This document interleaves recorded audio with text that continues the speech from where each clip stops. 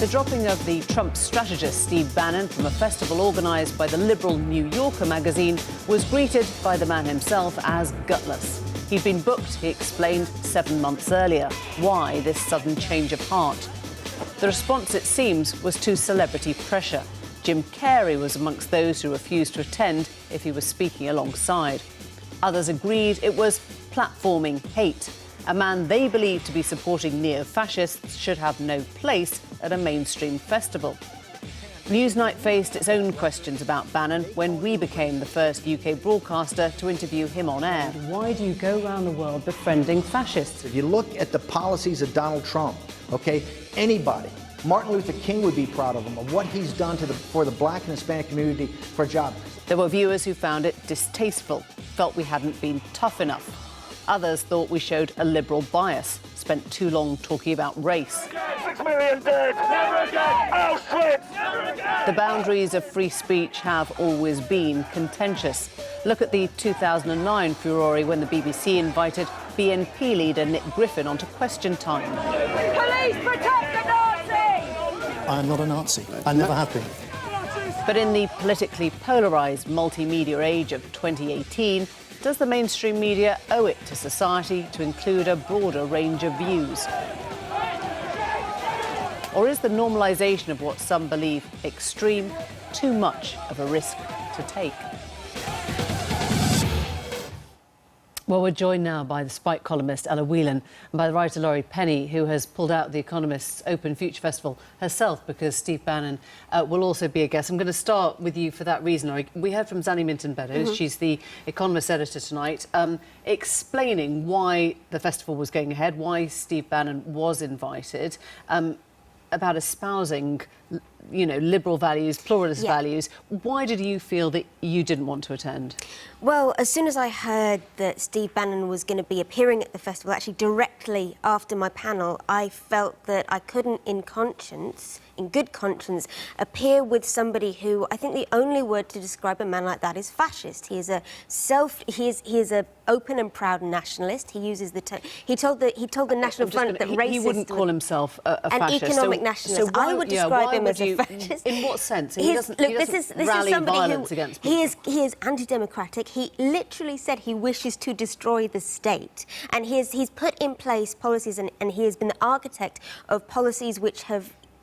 You know what? Rather than engage him in a debate which implies that there is that white nationalism is somehow actually on the table to discuss whether that's right or wrong, rather than decided. Rather than that, why don't we just put him up and play next to whatever he says, the recording of those kids at the Mexican border being dragged away from their parents. This is actually what we're talking about here. I'm not here to defend Steve Bannon. I know he wouldn't call himself a fascist, but why you do this so articulately? Why don't you do it in your own way, next to him or around him or confront him? Why would you remove yourself from that? He is not interested in listening to me. He's not interested in listening to anybody else. These people do not want to engage. What this is about is using, and they're very clever, they use liberal values against people who espouse liberal values. They weaponise people's own values. And for me, it's about drawing a line in the sand. Everybody has to make their own choice, but for me,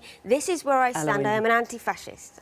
My line in the sand is that you don't infringe upon free speech. I think this is a free speech matter. The fact is, he was invited to speak, and the reason why that invitation was rescinded was because... We should explain. The New Yorker invitation was rescinded. The Economist still holds, and he will be appearing Yeah, so talking about the New Yorker Festival, why that was rescinded was because of pressure, censorious pressure from a number of celebrities put on the festival organisers. Doesn't that appall you, though? Doesn't it appall you that actually it's down to a few tweets from a few actors who get to decide what people do and don't hear at a festival? Yeah, I mean, Jim Carrey's tweet was the most fascinatingly self-absorbed thing I've ever read. You know, him saying, me and Steve Bannon on the same platform, never going to happen. I'd be far more interested in hearing what Steve Bannon has to say than Jim Carrey. But the important point we can't miss here is that if we get into a situation in which we are saying that Steve Bannon's point of views are too hot to handle, that the audience can't handle it, that his fellow speakers can't handle it. I think that's a real admission of cowardice on the side of the left or whoever it is, Does it liberals mean in that the America. mainstream media isn't putting up all the voices and all the main arguments that we should be giving an audience? No. The point is that white nationalism should not be one of the main arguments we're talking about in a prestigious public space like The Economist. I have no doubt that they will hold him to account, and this isn't easy. I understand why The Economist has come to their decision. I disagree with it, and I will not be appearing. That these people, what they want is attention. When they are given airtime, they've already won.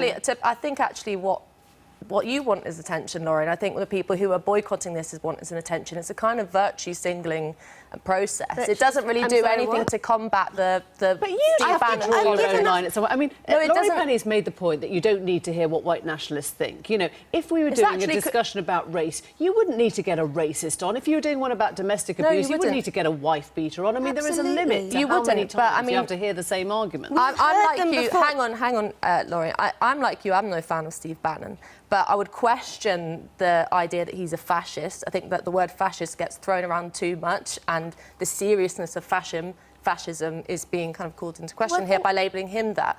The point is, you have an opportunity to hold someone's politics to account on a public platform. As a journalist, that's something that would really excite me. You know, I'd love to be on that panel because I tell you, it wouldn't And to take be me fair, the long New to tear him Yorker down. is going to carry on interviewing and Steve it Bannon. wouldn't- They haven't said that they're How's journalists. that going? Hang Can on, I just let me ask? finish my point. Let How me finish is that my point. going? Laurie, let me finish my point. It wouldn't take me long to take him down, and I'm not a political heavyweight. Really? His views are not legitimised by society. We do not have nations of people who believe So in you Muslim drive bans. him? What You is the drive problem? him do. Why are you so freaked by him? I'm not freaked at all. What scares you about him? Will you let me finish? Carry I am on. not freaked out. I am disgusted. I'm disgusted that we treat people like this with respect and still dignify them by letting them in to prestigious public. I was honoured to be invited to be part of the Economist Festival. I don't believe a person like Steve Bannon deserves that honour. Whatever people think of we're going to challenge his views. How is challenging the views of racists and white nationalists going in Europe right now? That's what you do in a free I don't society. think it's going Hang on. very well. Actually, no, no, this excuse is me. You talked about how about letting me Finish then. here? We're running out of time. So yeah, no, Last my, slide. my Not final going point, well, hang on, is Laurie, it? my final point is that in a free society you hold freedom of speech as the baseline. That is the thing you always have to defend. If you don't defend it, you are a coward and what you a- are an enemy of what a free about human society, I'm rights? afraid. What We about have run out Free of human speech time. is the key thing. It's the key thing. The Thank you only very key much. thing, free Thank you very speech, much for right, joining for us. fascists. Okay.